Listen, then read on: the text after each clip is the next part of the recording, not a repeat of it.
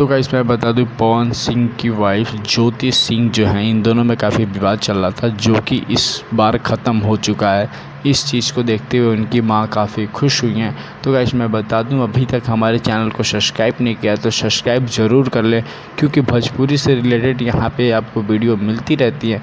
Bhojpuri, Bollywood and south से related आपको video यहाँ पे मिलता रहता है। तो प्यारा के कमेंट करते हैं, एक लाइक ज़रूर गाइस करें, क्योंकि बहुत मेहनत लगता है एक वीडियो बनाने में। तो गाइस चलिए बात करते हैं आखिर में क्यों ही विवाद हुआ था इन दोनों में।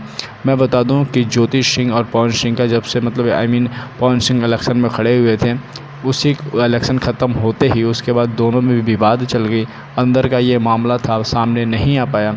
अब बात वो सब ख़त्म हो गई है। पवन सिंह जो है ज्योति को घर लेकर आ गए हैं और ये दोनों अब साथ में ही रह रही हैं। इनकी माँ पवन सिंह की बहुत ज़्यादा खुश हैं। वो बोल रही हैं कि हमारा बेटा बहुत ही अच्छा किया, हमारा सपना पूरा कर दिया, अब ये दोनों अलग ना हो, हमेशा ऐसे रहें। तो गाइस चलिए मिलते हैं अगले वीडियो में, तब तक के लिए धन्यवाद, थैंक यू।